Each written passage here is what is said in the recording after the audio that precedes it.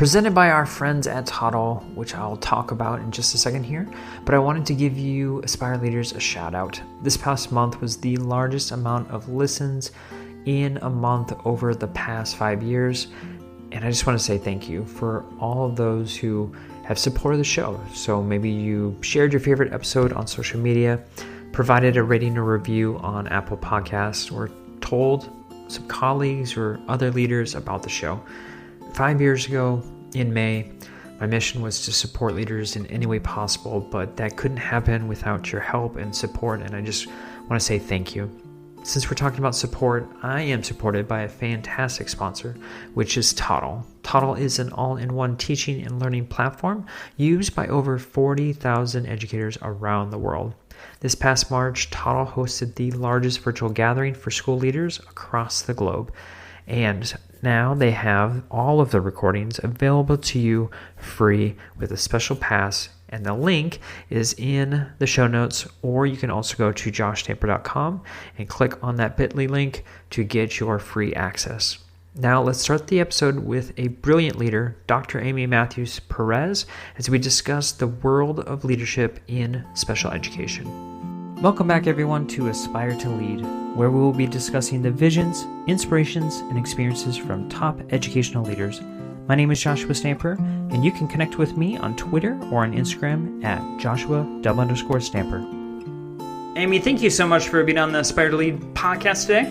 Well, I appreciate you having me as a guest, Joshua. Really, really grateful for the chance to visit with you, get to know you, and just talk about the importance of public education and leadership.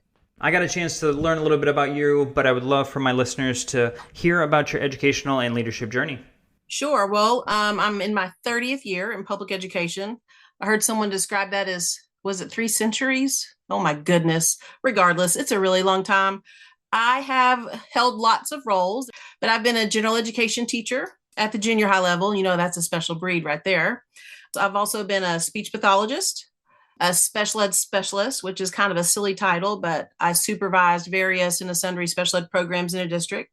I worked at a county alternative school as the education coordinator for 1 year, and then went back into the public schools as an SLP, was tapped on the shoulder to be an assistant principal, then stepped into the role of director of special ed.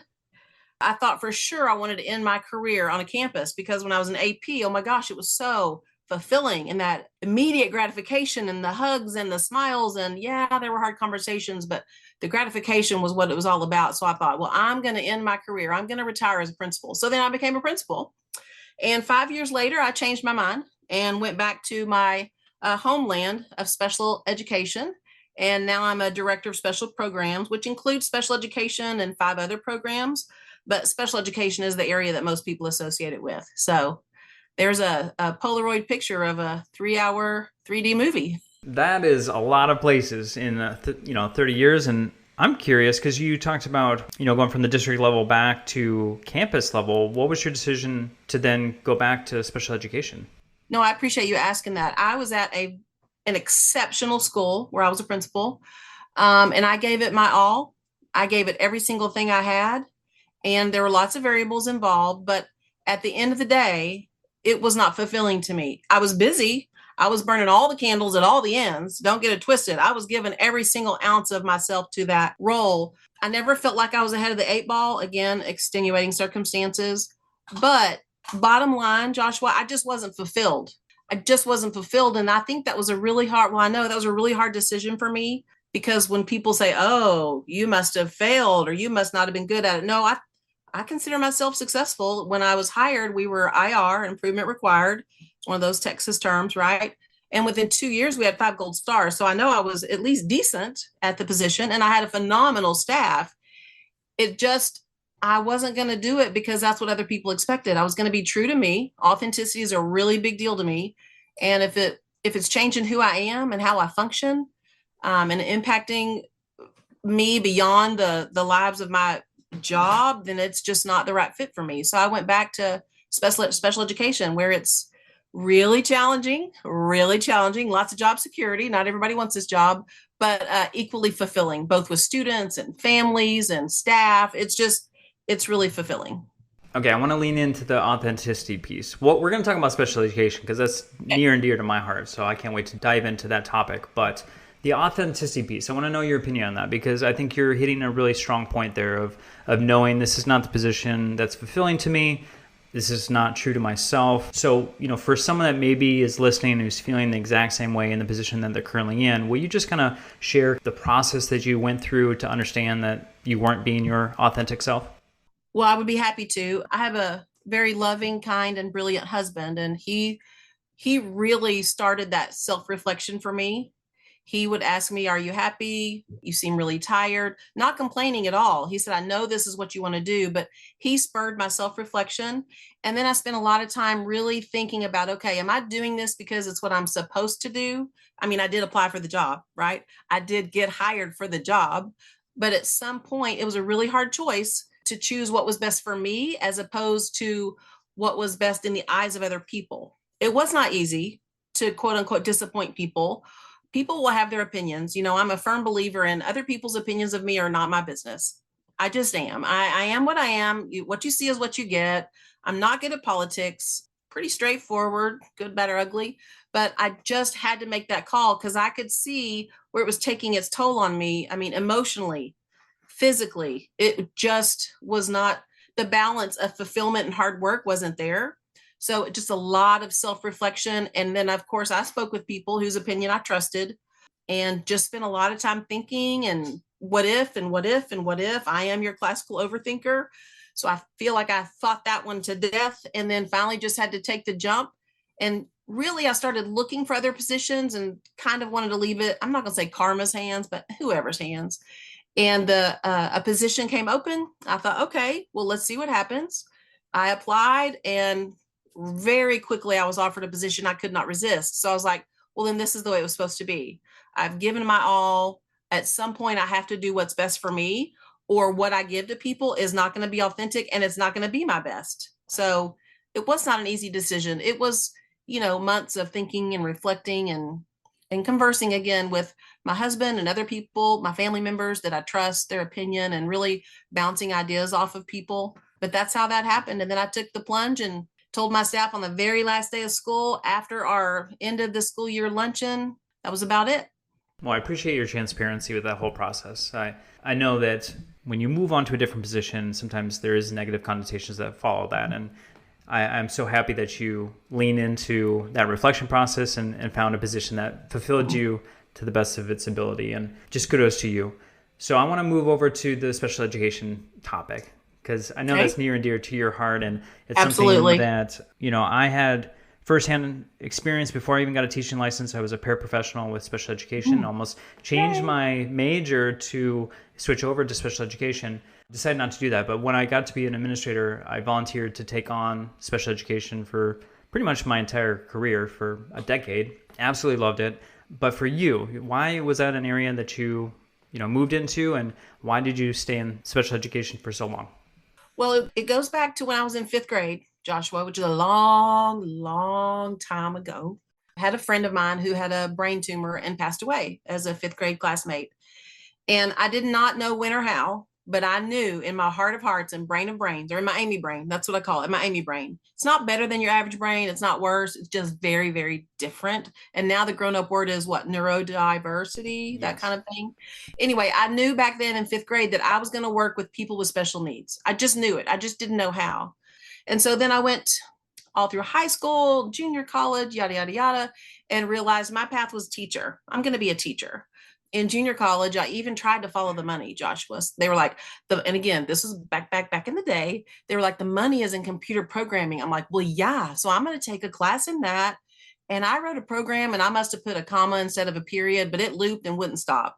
So the professor pulled me aside and said, what other fields have you considered as a career, Amy? I said, well, there's teaching. He said, I think you might want to look back into that. Well, all of my career interest surveys had said teaching. I was just fleetingly chasing that dollar. So got back into teaching, got my undergrad degree at North Texas. But my senior year at North Texas, Screaming Eagles, rah, I took a phonetics course and I was like, holy moly, this is it. Language is my jam. This is it. I was obsessed. And so I'm the youngest of 6 children. I do talk a lot, which I kind of told you before we started. You're probably going to have to edit a little bit of that. But when I was growing up, we had to raise our hand to talk at the dinner table. Okay. And they always called on me last. So there's all the evidence you need that I talk a lot. So I took this phonetics course, fell in love, called my parents. I said, guess what? They were like, tell us all about it. I said, I know what I want to be. I want to be a speech pathologist. They were like, that's awesome. What does that mean? And I said, well, it's a master's degree. And blah, blah, blah, blah, blah, blah, blah, blah, blah. And they're like, wow, we love you so much. That's awesome. You can do whatever you want. I was like, really? I'm a senior in college. I'm about to graduate. They said, oh, yeah, you can do whatever you want, Amy. As soon as you graduate and get a job, sweet girl. So I graduated and started teaching junior high, which is a whole another awesome story. They keep you young there. And started working on my master's degree in the evenings, in the summer. And so I fell in love with speech pathology. And that has just been the avenue into the world of special education where I could fulfill what my fifth grade heart knew I would do. This podcast is a proud member of the Teach Better Podcast Network. Better today, better tomorrow, and the podcast to get you there. You can find out more at teachbetter.com/podcasts. Now let's get back to the episode. All right. So as a leader, because you've taken on so many different roles, I want to know how, you started to work with your staff and really empower others. Well, I mentioned authenticity. That's really, really important to me. And I consider myself a leader, not a manager, although there are times when you do have to manage, right? I had made some notes. I think I should invent the words leaderment and manageship because it is kind of a blend of the two. You can't be all, right, one or the other. But I worked with a lot of managers and they would tell people what to do, how to do it, when to do it, and or else, right? And there are people that like to be told that because it's easy. And in my very humble opinion, because then they can pass the buck if something doesn't work because it wasn't their idea anyway. However, I'm more of a leader than a manager and I get to know people, I form relationships, and I work really, really hard at collaboration because I already know, and I'll be the first one to tell you, I don't have all the best ideas. I have a lot of ideas. And I tell my team, look, it's going to take me about 20, 25 bad ones to get to one decent one. So be patient, but let's process this together. But I'm all about collaboration. And I don't have any problem saying, I don't know, but I'll find out. And now my running joke is, I don't know, but I can make it up. And then hopefully I get a chuckle, but then I can find out. I'm very authentic with my team and I never claim to know everything, but I know where to look and I know who to call. And typically I have more time to do that. So that's what I do. I support my team. We meet on a regular basis. We do team building activities, which are not lame. They've laughed and enjoyed every single one of them so far. We've got another one this week, so we'll see how that goes. But if I'm not having fun, if I'm not learning something, then my team's not learning anything. What I have said is I need you to own your learning. When you learn something, I want you to own it and move forward. Do you have to remember it forever? No, but you can't just know it for the moment and then move on. Don't be a checkbox person. Own your learning and let's learn together. I'm all about that collaboration and communication. I've also explained my leadership style as leading the hard way because it's easier to say, this is what I need you to do, and this is when you need to do it, and this is how you need to do it, and tell me when it's done.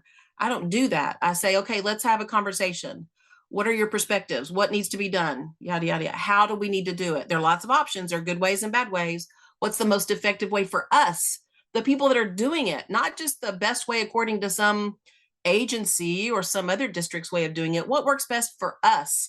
I am an outside the box thinker. I tell people I will try anything as long as it's not illegal.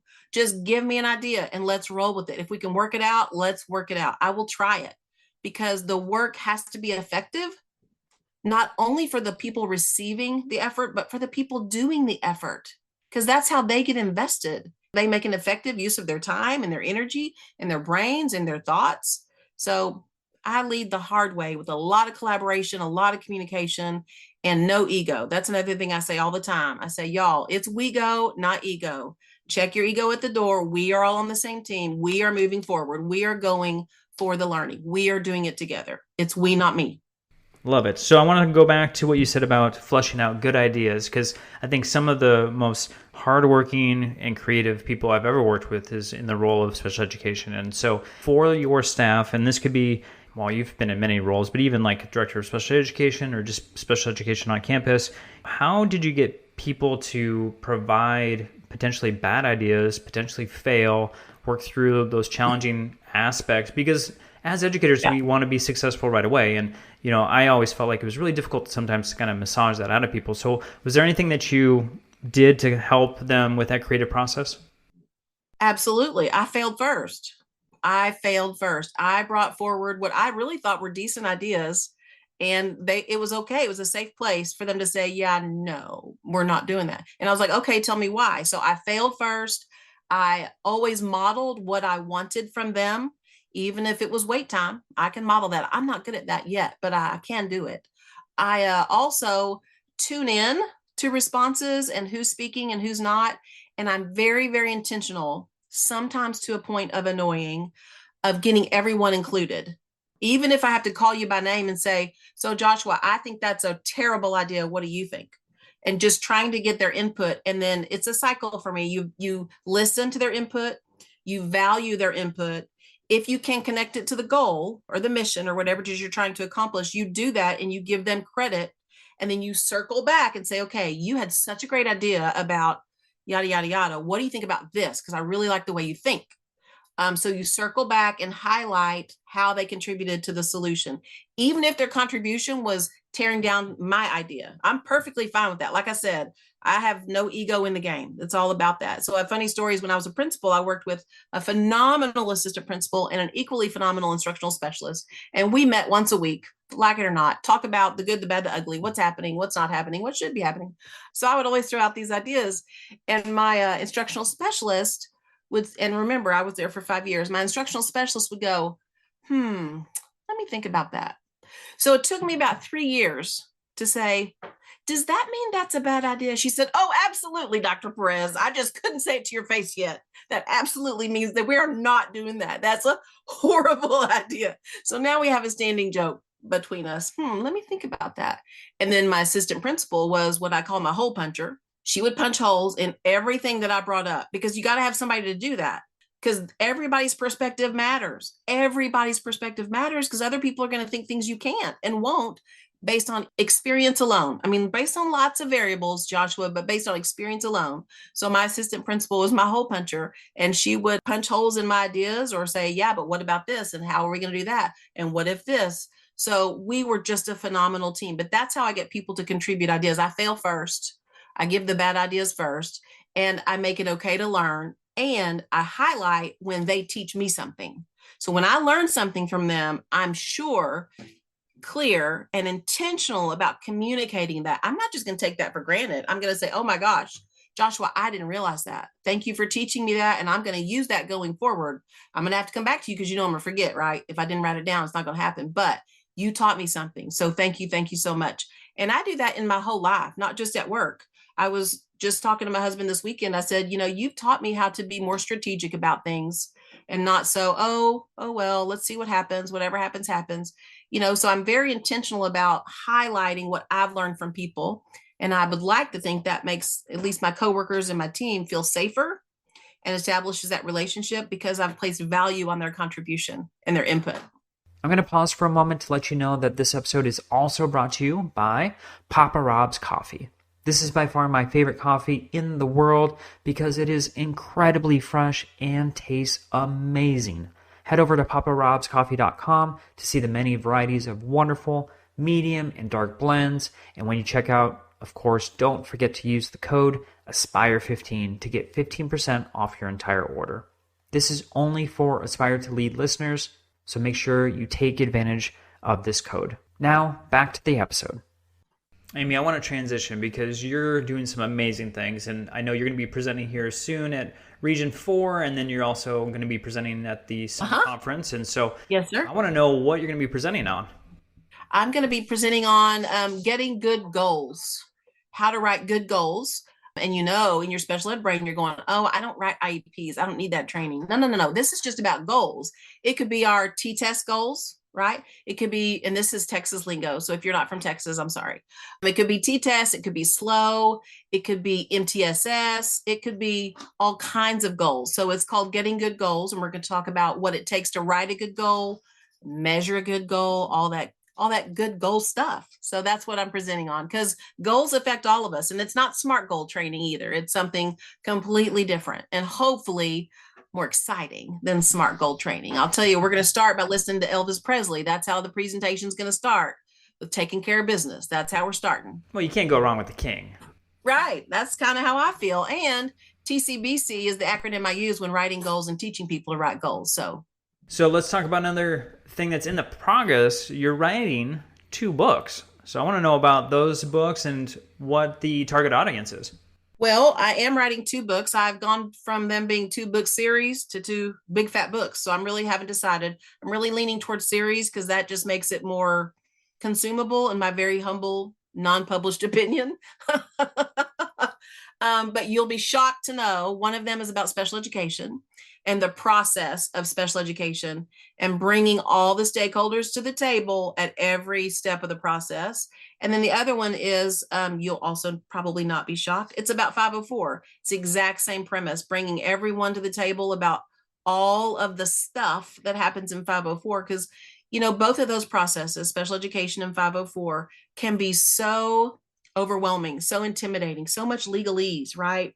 All the acronyms, we're having an ARD with an IEP, and we've got the FIE, and it just goes on and on and on. It can be very intimidating. So I want to make both of those processes very real, very authentic for those that participate. And my writing is very conversational. I mean, I'm going to tell you how I see it. Like principals, don't call your diagnostician while your child's being tested. Don't do it. You're not going to get the answer you want. Don't do it. So it's very conversational. And then I've, of course, got stories in there from my days in each role that I've served. And I've got some pictures of some notes from some students and staff that I've gotten over my 30 years. So it's a passion project for sure. Well, and it's one that's really needed. There's so many pieces to a committee, and so many times there's information that's lost, or someone's not at the table that needs to be, or, there's just so many components to special education. And, when a campus does it right, it's so powerful and uplifting to a child and to the parents, and can be such a beautiful relationship. But then when something's missing, or there's a kink in the system in some way, it can fall apart quickly, and it just is so harmful for the child and just public education in general. So I know that this is going to be a wonderful resource, and I can't wait for it to come out. I hope so. I really hope so. I'm sorry to interrupt you, but it's also for parents, because they're one of those stakeholders. So really, if I'm going to just be perfectly transparent and authentic, like I've talked about being, I'm going to go out on a limb here, and I'm going to say, I feel like part of my mission, because my mission is multifaceted, just like my baby brain, but part of my mission is to help people not react when they hear the term special education, because it evokes a reaction of some kind, typically emotional. But I want to eventually change that to, cool, this is a way where we get to be unique and meet unique needs of people, and we get to do things different. It's going to be awesome. So it's kind of my long-term vision, is to make special education not scary, not overwhelming, not paperwork laden, not legally, frightening or intimidating. That's kind of my long-term goal. And that book series is just kind of the first step.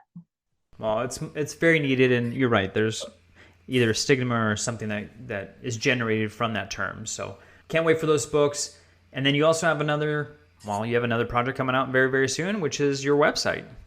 Yes, that project is evolving. I'm one of those, did I mention I'm an overthinker? So I am one of those ones that wants it to be perfect before I publish it. But everybody I talk to is like, there's no such thing as perfect. Just publish it. I'm like, but. So I've got a coworker that's willing to sit down with me and finish it, and then maybe we'll hit the publish button.